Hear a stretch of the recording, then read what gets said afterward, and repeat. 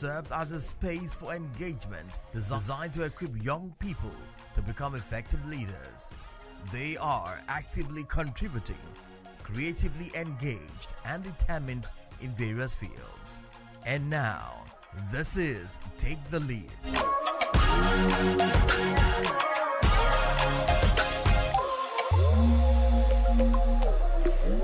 Hello, West Africa, and to the determined young leaders tuning in from across the globe, welcome. You are listening to Take the Lead on West Africa, Democracy Radio, the youth-powered platform where bold ideas come alive, fresh voices are amplified, and real solutions begin. I am your host, Augustine Bilcurley, and today we are focusing on a very important topic. It's powerful and timely. Youth and innovation, using digital tools to tackle climate change challenges in health, agriculture, and business. This is because across West Africa, a new generation is rising, not waiting for change, but creating them. From mobile apps that help farmers predict weather patterns to solar-powered innovations, transforming healthcare access, including AI-driven tools boosting productivity, young people are turning everyday technology into life-changing solutions. In communities facing drought, crop pests, rising temperatures, and limited healthcare access, these innovators are building resilience, strengthening livelihoods, and shaping a more sustainable future. Today, we have some of them right here in studio who are about to share their innovative ideas. It's good to have Tita Ines with us, and Tita is a digital professional at a Solids Digital Group based in Senegal. She specializes in web development, AI power solutions, and digital marketing. It's a pleasure having you with us, Tita. How are you doing, and welcome? Thank you very much to have me. I'm sorry, you can just say that again. The mic was off. Okay. Yeah, I was saying that thank you very much of having me today. I'm delighted and pleased to join you. My name is Teta Ines, as you just said. I am the client relationship manager of Solis Digital Group, and we are specialized or we focus on helping businesses to grow into innovative development and technology in order to empower them to support the customer engagement systems across all platforms like WhatsApp, YouTube, all social media platforms. So for me, especially I'm specialized in client relationship, which means that I'm more passionate about communication because nothing can go on without communicating, being informed of variable data that are out there. So for me, I'm just passionate about communication. Like we use communication and digital tools to help people, to help businesses to grow furthermore. Great, great. And you will tell us more about that communicative strategy you use in terms of addressing clients' concern, as well as how they relate to the environment where your clients live. But tell us a bit, how is Senegal treating you? Okay, to tell the truth, I am well treated. Up to now, I don't have any complications. I can say it's better now. Yeah, I enjoy being in Senegal. Okay, do you miss your home, Rwanda? To tell the truth, I can't say that it's that more. Okay. But it cannot be also nothing. Yeah. Great. We also have Sika Jean Blaise, and Blaise is the founder of Y School, an innovative project helping to address limited access to healthcare delivery in Cameroon by providing a sustainable and reliable solar-powered cold storage unit that extends the shelf life of essential medical drugs from a single day to over a year. This is interesting. How are you doing, Sika? Welcome to the platform. Hello, greetings and good evening from Cameroon. We are currently at 5:05 in Cameroon. I'm doing extremely well, and it's great connecting with you on the West Africa Democracy Radio. Today we are going to be diving deep on the use of clean energy to improve healthcare outcome for underserved communities in Cameroon and, of course, Africa. It's a pleasure being on this channel. Thank you so much. Of course, and we are proud of you as well. We are proud to have you on this regional broadcast.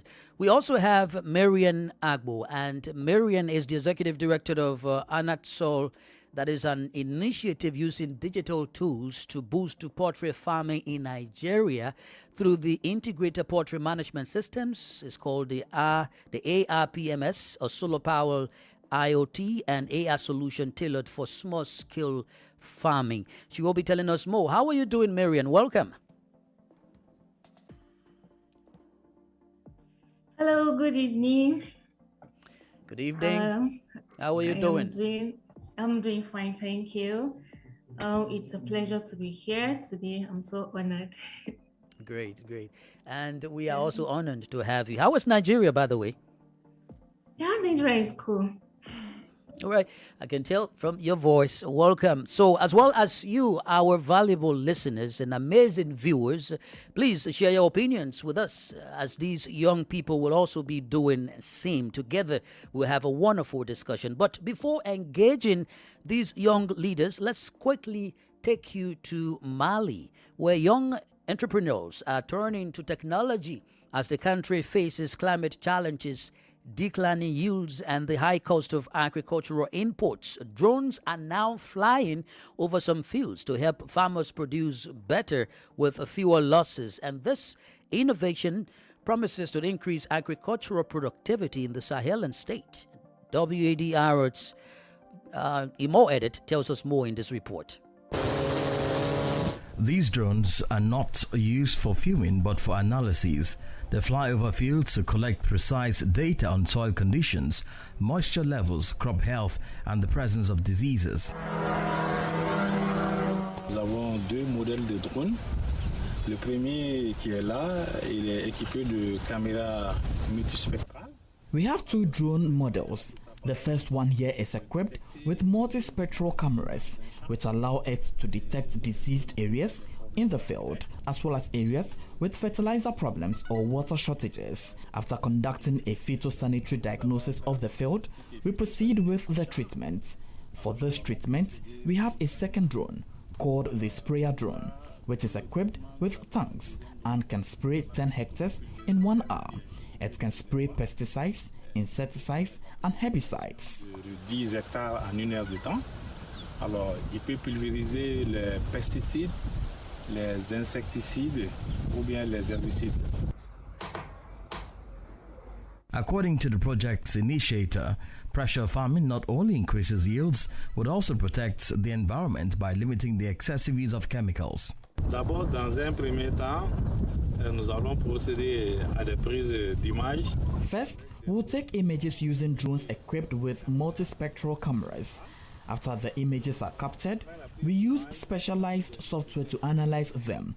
We apply a standardized vegetation index, zoning the field to identify less fertile areas, the presence of insect pests, and signs of water stress. Following this analysis, we can generate a soil fertility map. Once the farmer has this soil fertility map, they can optimize their use of engrais. Ça permet d'optimiser l'utilisation de l'engrais. While Malian agriculture remains largely traditional, the introduction of drones paves the way for smarter and more sustainable production. This local innovation could well transform the face of Malian fields in the long run. Well, many thanks to Imo Edit for that report filed by our Bamako correspondent Aliyu Cham, and it was perfectly examined by Christopher Atichu. Well, back in our studio right here, it's good to now get into the discussion. Dita, tell us your journey about digital technology. How did you get involved into this great field? Okay, first of all, I didn't say it earlier, but I'm currently here in Senegal. I'm currently a bachelor's student at ESM Dakar. I'm in the field of international management. So as soon we got here in Dakar, we had an idea with my fellow students, specifically they're like my brothers and sisters. We had that idea: how can we use our means that we have right now as youth? We all know that we youth, we are more familiar with social medias and all digital platforms. So we thought that we can use the same resources that we have access to now to build up businesses to help out the society. So because my fellow students, my friends also had some knowledge, basic knowledge about digital platforms, website creation, and AI agents. So we concluded that with them, we can build up that business, which is called Solis Digital Group. In few words, that's their roots or the origin of the Solis Digital Group. Great.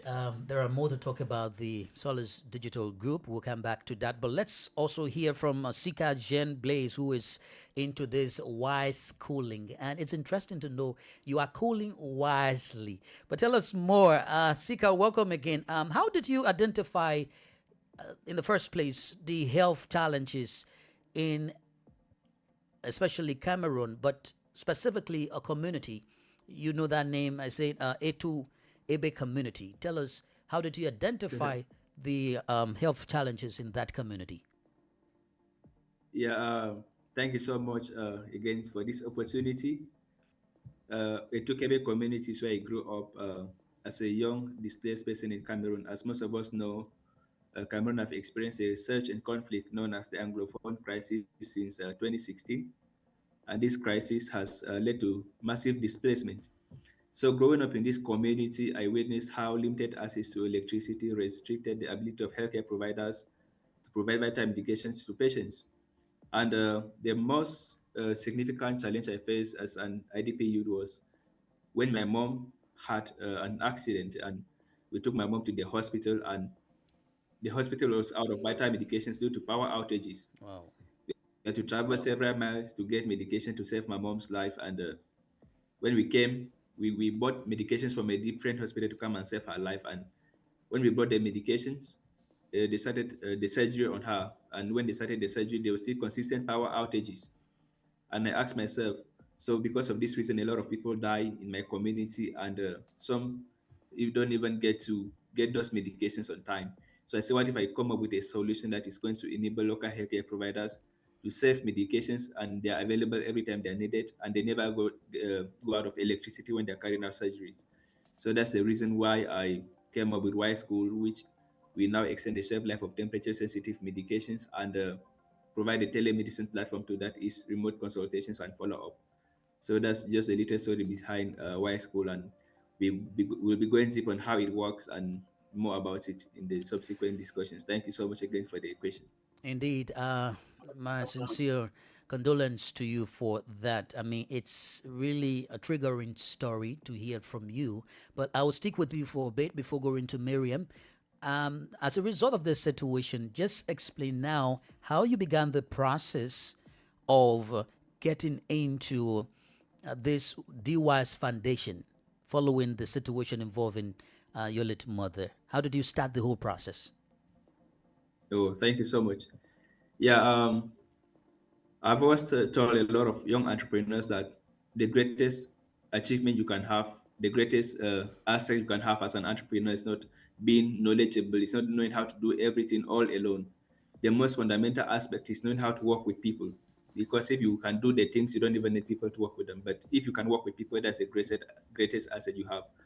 So I started looking for other youths that were passionate about community development like I was. And I onboarded a clean energy engineer. I onboarded an environmental activist. I onboarded a developer and all of those. So that's how we started the solution. And before time, we had a complete team. I myself, I'm not really like a tech guy. I would say I studied arts and social sciences. I didn't really study the engineering side, but one thing that I'm really good at is working with people, and I try to realize the potential in each and every one. I have this ability of bringing people together to work to achieve a common goal, to solve a community problem, and that's why I believe we have been growing every day since we started working on Y School. So I would just still advise maybe people following us online that you just have to learn to work with people if you really want to achieve greater milestones, because you can never know all alone. But if you can work with people, you can always achieve anything you want to achieve. And that's been our story at Y School. Thank you so much. Great. Now let's hear from you, Marian. Nigeria, it's so big, from 200 million plus. I know sometimes maybe the next census will certainly talk about around 300 million. There are a lot of people in that country, but you are carrying on this initiative, I believe also making impact. Give us tell us about the inspiration. What drove you towards establishing this initiative? Okay, so everyone has a story, right? Oh, okay. So I was born and raised in one of Nigeria's largest poultry farming communities, and even my parents were poultry farmers. So even getting to experience the challenges other farmers in the community face, I had already experienced the ones my parents were facing every day. So subsequently, I started, as I was growing up, I started experiencing these challenges from other farmers, similar challenges. These farmers, I have seen situations where a farmer will go to bed with healthy birds and then wake up with dead birds. You know, it's quite painful because it's not as if these farmers lack effort. It's not lack of effort. It's due to lack of visibility. These farmers lack the tools that will give them visibility into their daily farm operations. So after experiencing all this, I said to myself, in a world like this where technology has a lot of potentials, I cannot just fold my hand and let things go the way they are. So that was why that was where I started forming my team, and we started carrying out research, and here we are today. That's a great one. So can you explain maybe in simple terms how the ARPMs works and how farmers in the area are interacting with it daily? Okay, so in simple terms, AIPMS, Anator Integrated Poultry Management System, is just like an assistant for the farmer. So it uses IoT sensors to collect data on environmental variables such as temperature and humidity. So the farmer doesn't really have to go to the farm before the farmer can know what is going on. So on a daily basis, this farmer so after collecting this data, the farmer receives instant alerts via the Anator mobile application. So on a daily basis, the farmer can keep simple records on the app, such as mortality, expenses, and feeding schedules. So it helps the farmer. As I said earlier, it's just like an assistant for the farmer. Okay, great. We'll get back to you. We have Titat in the studio right here with us. Let's talk about Solis Digital Group right now. Explain in your own ways how this group is helping businesses. What are the specific mediums or ways through which businesses are benefiting from your digital strategy? Yeah, for sure. First of all, we have businesses with website creation. Then we connect their digital platforms with AI agents. We all know that our timely world is all about AI, and it's really helping. Another thing is that we help businesses in digital marketing, like advertising their goods or services online with YouTube ads, TikTok ads, anything that goes with digital or social media platforms. Are there specific kinds of business that you work with, or it cuts across? No way. Though we are global, like any kind of business, either digital or farming into education, we touch all the way domains. Yeah. Okay, I'm concerned because when it comes to being a professional business person and comparing it with the digital world that we have, it's a very broad space that the digital world provides for everyone, including business people. But how do you view the landscape in terms of developing business through the use of digital tools? It's a broad topic, a really broad one. First of all, as I said before, we have to get informed. Okay. Communication really plays a big role in this. As I said, we are a group of people that we had to educate ourselves in this field. Even if I say that we are the youth, we are more familiar with digital platforms, social medias, but to really enter in this field, you really need to get informed, because it's a domain which grows like frequently, regularly. It doesn't have a limit. So we had to communicate ourselves to know more about what we really want to do. Then it's about familiarizations with the city. We were foreigners in here in Dakar. And two, as the brother said, if you really want to achieve something great, you need to communicate. You need to learn to work with others. You don't need to work on your own. You really need to learn how to work with others, to communicate, to collaborate with others to achieve bigger things. Okay. Yeah. What are the tools, if I may ask, that you're using, or maybe the apps that you're using to help these businesses? Yeah, there is Canva. Canva. Yes. We code also in order to create websites. Basically they're like for also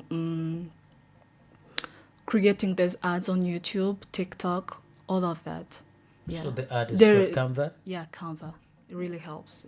How does it look like? Is it a little different from ordinary apps that we see on the internet? It depends on what you really need to use it for. Okay. You can use Canva for creating presentations, PowerPoint presentations, creating CVs. You can also use Canva for just like graphics, okay, or all of that. Yeah. All right. Now let's talk about health issues with Sika. Please tell us about how this solar-powered cold storage system unit works in terms of helping saving the lives of medical drugs there in Cameroon. Well, thank you so much. I would start by saying that clean energy is the future. This is because people have doubted the potential of clean energy in healthcare and the agricultural sector. But clean energy is the future. So our operation model is very, very simple. We simply have a solar cool storage room, and then we have solar panels on the roof, and these solar panels provide electricity.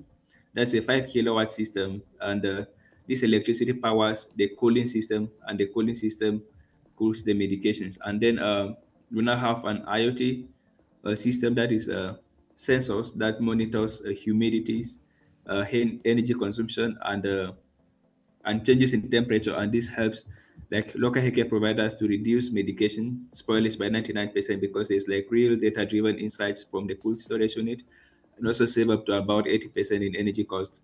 This is because the hospital that consumes 20 liters of diesel oil per day will use approximately they will emit approximately 62 kilograms of carbon dioxide per day, and by using solar energy we enable them to save at least 80% on cost, and also reduce the environmental impact of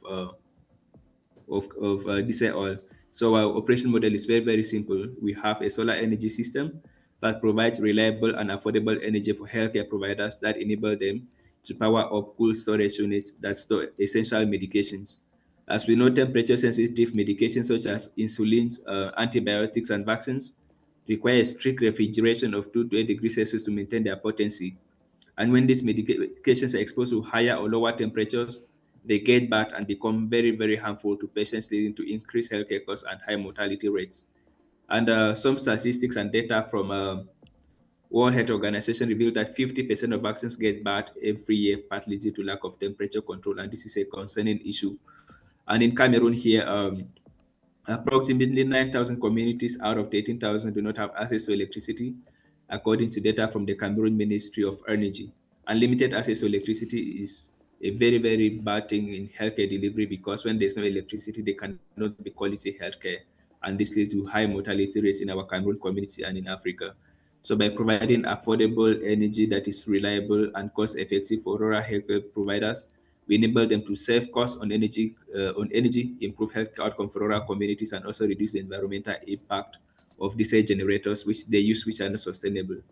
So that's just a little bit about the modus operandi of Y School. Thank you. And something important there, it's about real-time monitoring of these medical essential drugs. Tell me, how do you operate with this real-time monitoring system? How does it work? Well, thank you so much. Yeah, so the cold storage unit is equipped with IoT sensors. That is, there are three types of sensors. There's the temperature sensors, there's energy sensors, and then we also have like humidity sensors. So for humidity sensors, they monitor, let me say, how wet the place is. And then we have temperature sensors. They monitor like the temperatures. The temperatures in the cool room are set between 2 to 8 degrees Celsius, because that's the normal temperatures which is supposed to store medications. And then when these temperatures are getting higher, what the sensor do is that the sensor simply send an alert on the app that the temperatures is going out of hand, and we can come out and carry corrective measures. But when the temperature is going below 2 degrees, because at the same time the medications are not supposed to be freeze. Like if the temperature go down to 0 degrees, they're going to freeze. So when it's going down to below 2 degrees, it sends a notification that there's a problem, and then now we can intervene and provide a solution, like trying to see what the problem is. And the sensors, like their work is to maintain those temperatures within the range of 2 to 8 degrees Celsius for temperature sensors. And if it's going above, it sends a signal, and then we can carry out a corrective check. And aside that, we also have a preventive check measure where we check the cold storage unit like every 3 months, in such a way that if the temperatures are working effectively, we just go to check to make sure that everything is okay. And then we also have corrective check, and that one we do it only when we receive a signal that there's a problem on the cold storage. So the temperature sensors help us to monitor temperatures and send signals when there's a problem. There's the humidity sensors, because the system is not supposed to be too wet. They send us how cool or dry the cold storage is operating. And then we also have energy sensors that tells us the amount of energy consumed by the cold storage, whether the energy consumption is high during the day or low at night, and so on and so forth, the highest time that the energy is being consumed. So that's the work of the sensors, and they are connected to an app, and this app provides like real-time data from the app. You see like initial conditions in the cool room, the temperatures are this, the energy consumption level is this, the humidity is this, and that's how IoT comes in. And currently, though, we have not yet finalized on it. We're also building a strong AI model that's going to enable us to really analyze this data, like with AI, to provide a lot of insights to other healthcare providers on how they could use the system to scale. Yeah. Yes, I'll get back to you. Let's cross over to Nigeria now. Although women are not the only gender, as I am speaking, I'm also a gender and I'm a male. But tell us why you are focused on only women farmers. If you have male, you could tell us. But your initiative specifically focuses on women farmers. Tell us why.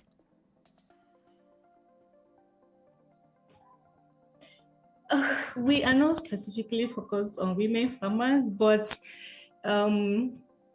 women form quite like a majority of our customers, because women play a huge role in poultry farming here in Nigeria. For many women, it's not just a business, it's like a lifeline.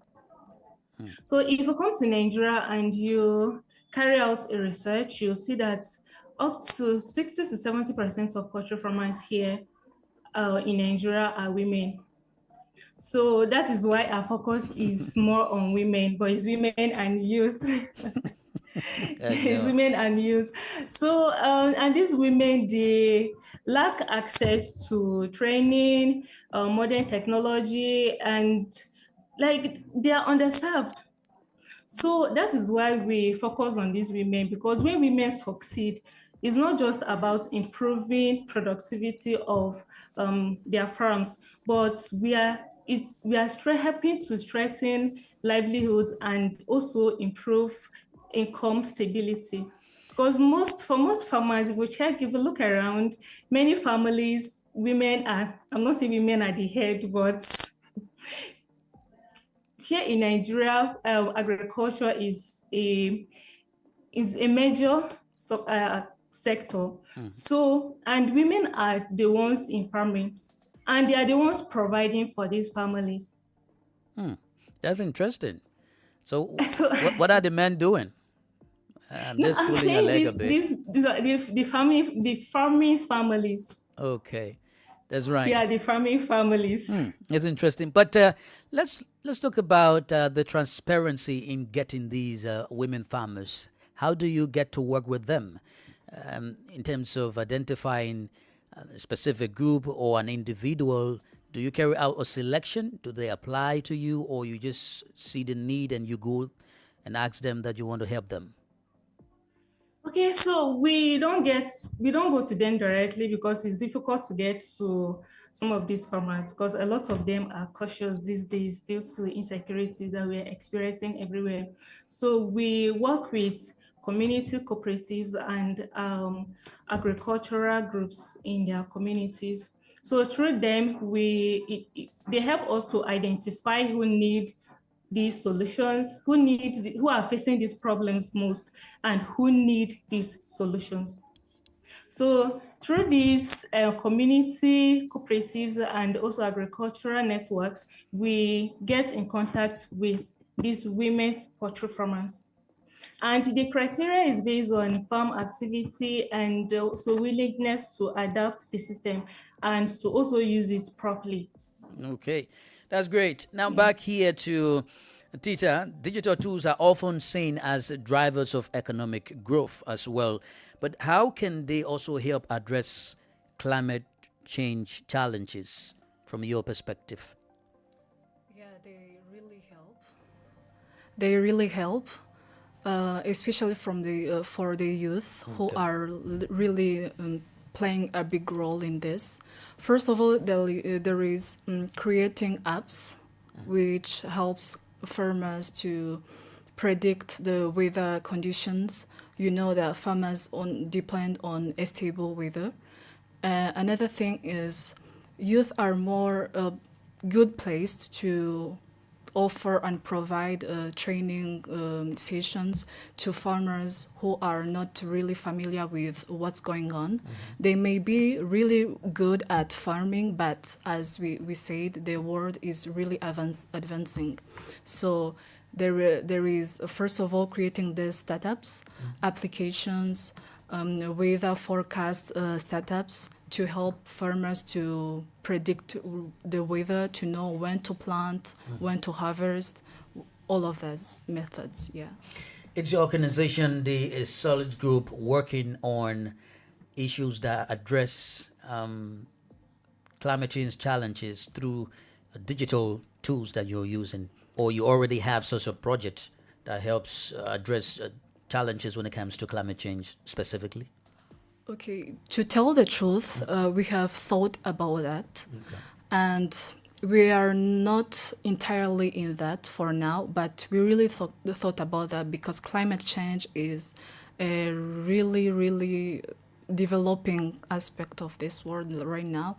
And as we are a Solid Digital Group to change the society, to impact the society, we really thought on that, but we are not entirely in that for now.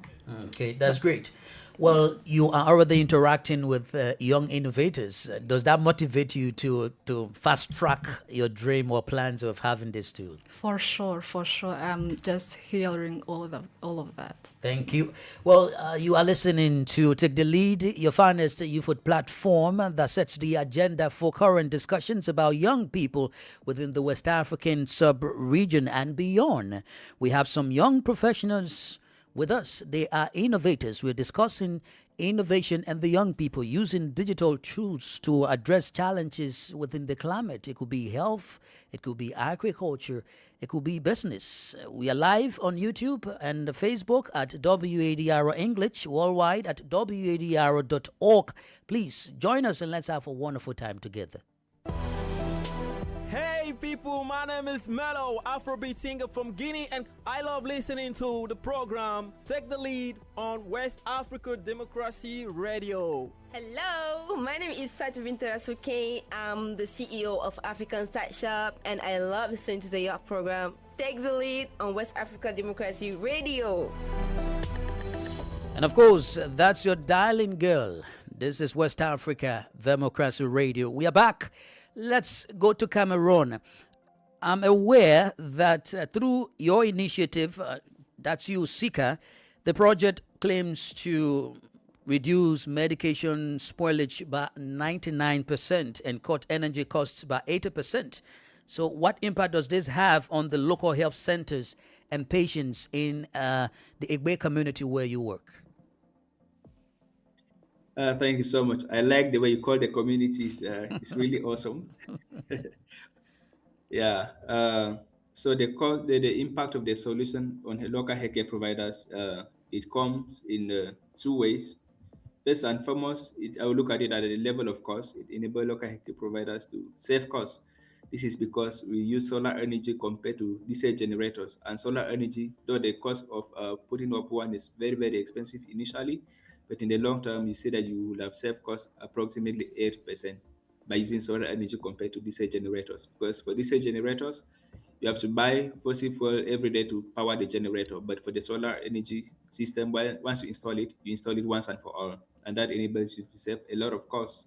And when cost is saved for local healthcare providers, this means that the cost of healthcare will in turn be lower for the residents. But when cost is high, it means that the residents will also have to pay high to access quality healthcare. So the first important thing is that it enables local healthcare providers to reduce cost. And then secondly, it gives them some sort of job satisfaction. By using IoT sensors to monitor the system, it enables them to work with ease, and this gives them job satisfaction and contribute to UN Sustainable Development Goal 7, as well as UN Development Goal 9. And we also look at it from the local perspective. You say, how does it contribute to local communities? So first and foremost, I'll look at it at the aspect of medications being available all around the clock. Like for my mom, when the medications were expired and we had to travel miles to get medication to save her. But now when we come to the hospital and medications are available every time, we don't have to travel distances in order to get medications. And this lead to improved healthcare outcomes for rural communities as they get real-time treatment with minimal travel. And then secondly, I will look at it at the level of the telemedicine platform. Since they're able to consult online, it reduces the need to travel long distances to meet a doctor every time, because in rural communities, the healthcare system is very, very centralized in such a way that we have to travel long distances to go to this only healthcare provider in the town. But with the telemedicine platform, you can use it from the comfort of your home, and you can follow up on your consultation. You can follow up after for your checkups. You don't have to be going to the hospital every time. You just have to use the telemedicine platform. You tell the doctor what you are feeling, and then now they give you recommendations. And you may only come if you need to come and get medications. So it makes healthcare very, very accessible. It makes healthcare very, very affordable, and it also reduces cost for rural healthcare providers. So that's just the impact of Y-School on the community. Now, beyond storage, you've also introduced the WAS app. Tell us about this. You call that telemedicine. How does this platform work? Yeah, so thank you so much.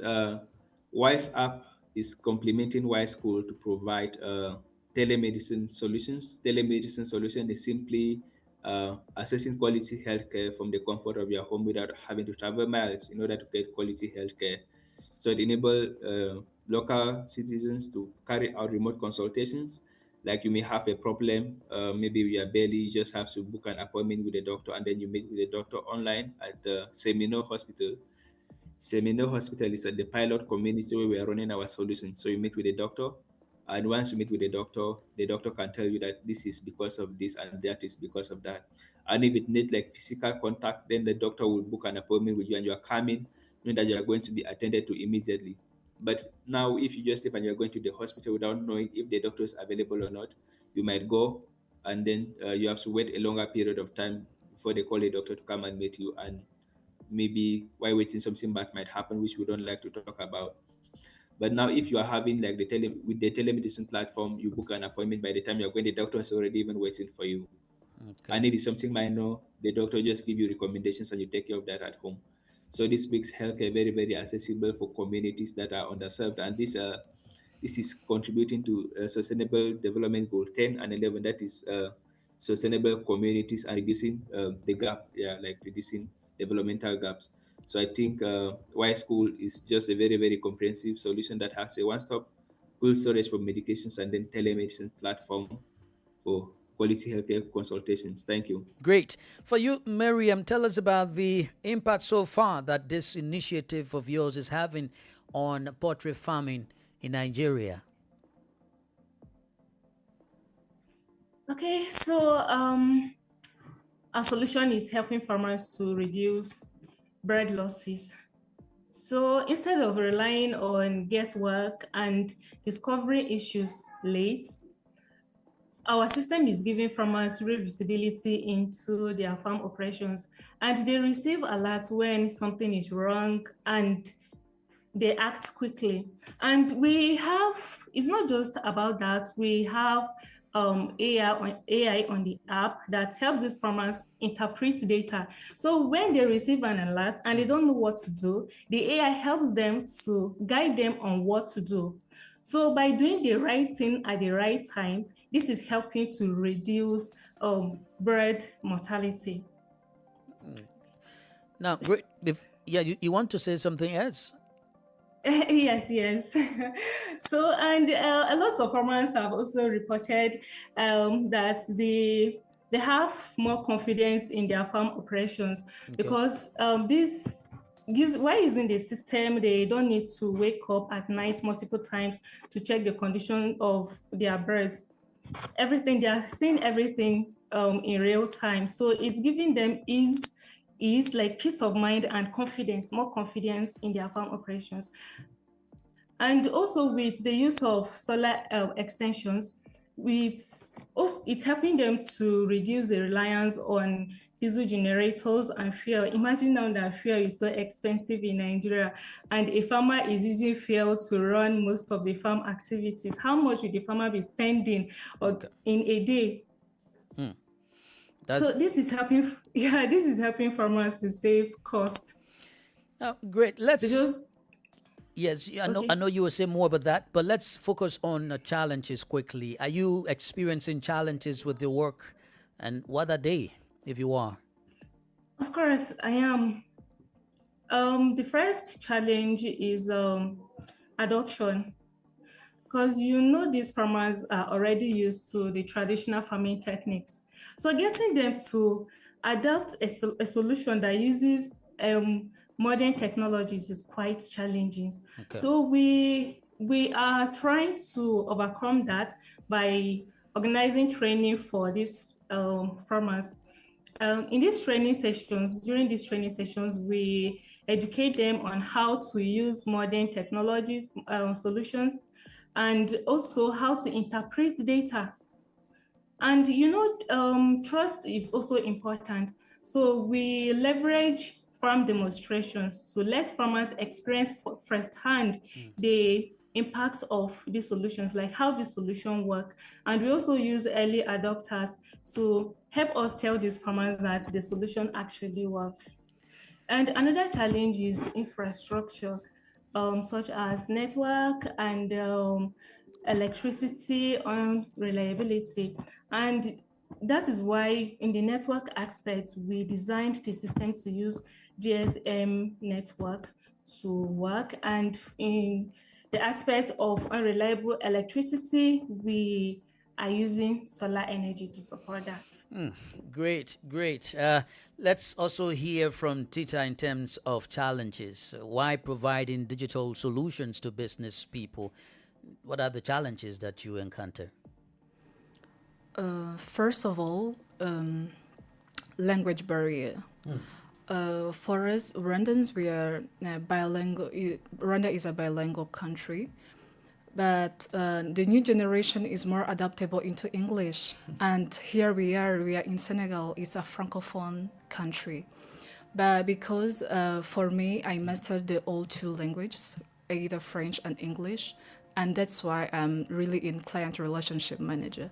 So we had to adopt, like, to start learning seriously French because communication really plays a great role. And then that's the first. The second, connectivity issues, Wi-Fi connections. To get a stable connections because we are in tech, just digital platforms really need Wi-Fi connection. The second thing is to advertise because we are a growing up company, digital group. So to advertise our group, to make it known by people, we had to go from business to business, company to company, to propose them our solutions, our services. So practically, that's I can say, challenge we had to encounter. Great. And to you, Sika, what are your challenges? Thank you so much. We have a lot of challenges. I'll look at it first of all from the political aspect. That is the regulatory requirements. Cameroon has a policy of energy monopoly, which means that electricity has to be provided and sold only by the state corporation called ENEO. And since we are providing solar energy and we are selling the solar energy to healthcare facilities as well, it was a big problem. But we try to navigate this challenge by reaching out to the Ministry of Water and Energy, who gave us the permission to go ahead with the installation of the solution. Because in Cameroon, you cannot just provide energy and sell it. Like, you can do the installation and that's okay, but it is that you have to be receiving compensation for the energy that's been generated is not acceptable. And that we only have to do through communication and reaching out to the Ministry of Water and Energy. And then the second problem we had was the problem of internet connectivity. Like, now we are talking about telemedicine, and telemedicine requires a lot of internet connection. But we solved this problem through our partnership with MTN Cameroon. MTN is one of the best networks in Cameroon, and we won the Pan-Africa Pachi Panda Challenge in Cameroon. We came out top 3 projects in Cameroon, and we were flown to South Africa, where we also won the Pan-African level, the Pachi Panda Innovation Challenge. And this enabled us to partner with MTN Cameroon to use their local servers to host maybe the telemedicine platform, which makes it accessible. That means you just have to be signed into the MTN WAP and you can access the telemedicine without needing internet connection. Okay. So that solved that problem. And another problem too we faced was a problem of energy. How do we store energy to make sure that even without sunlight, the system is operating 24 hours on 7? So this problem, we solved it by putting external energy, like that is autonomous power, such that without electricity, even for 3 days, the system will be operating 24 hours on 7. So that is done by adding an extended battery system, such that when there's no energy, it continues to run. So these are the major challenges we face, which was policy-wise, connection-wise, and energy consumption-wise. Okay. So these are the major challenges. And then lastly, I would like to share that we also face a challenge at the acceptance and management of the system, which means that the local healthcare providers face difficulties. This was an IoT system, like managing it. And to solve this problem, we have the Energy Fellowship, where we train local healthcare providers on the operation of the system, and we also train youth on clean energy, making sure that even if we're not there tomorrow, they can be able to maintain and manage the system. So that's the challenges we face, and that's how we overcame them. Thank you. Well, thank you so much, Sika. As we take leave of you right now on the shore, just tell us, how do you plan to scale up this your initiative to other communities? And quickly, are you receiving support? What is the support base?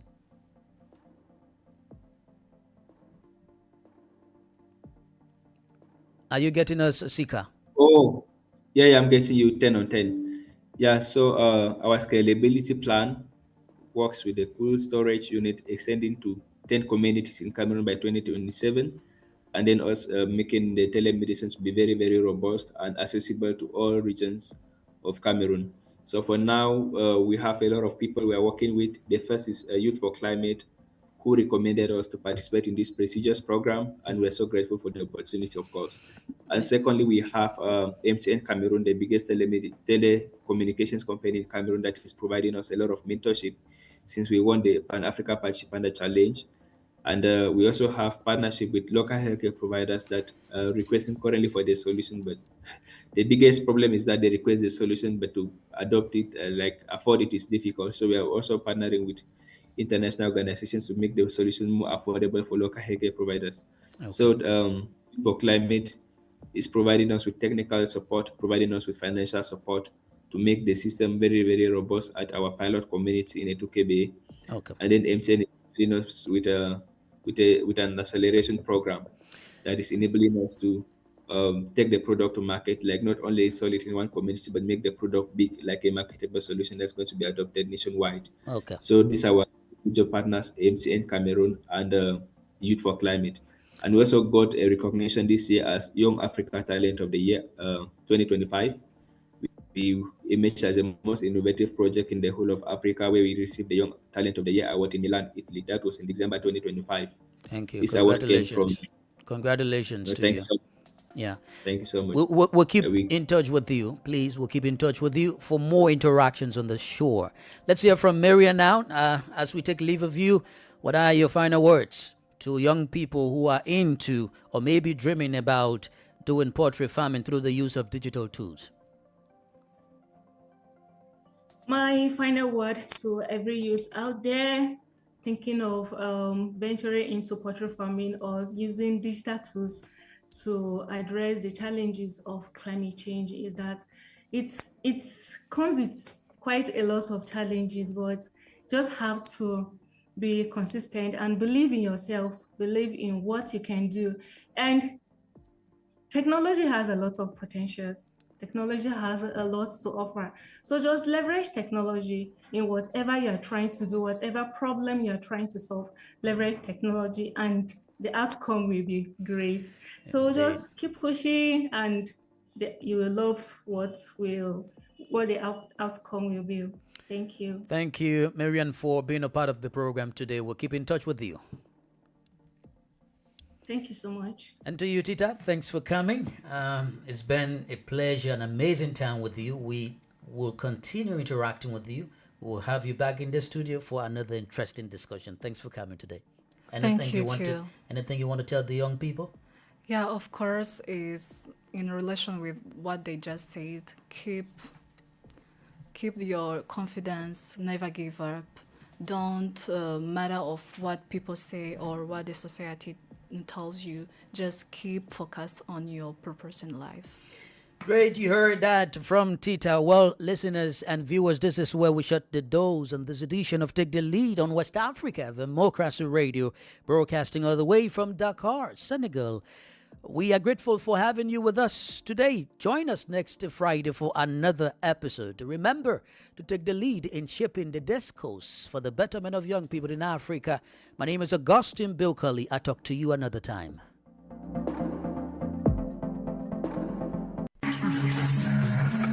We thank you for listening to this program in Nigeria on Darling FM 107.3 Owerri, Southeast. We thank our listeners in Liberia on Alternative Youth Radio 98.9 FM, Nufa County, Kwakete Radio 100.9 FM, Baga, DCN Radio 91.3 FM, Riversest. In Sierra Leone, we thank our listeners on African Young Voices, Freetown, Radio Bath 91.3 FM, Eastern Community Radio FM 101.9 Kenema. In Ghana, Radio Pod, Savannah Region, Reals FM 104.7 Wenchi. In the Gambia, on Numi FM 94.0 North Bank Region, Radio Veritas 102.9 FM The Gambia.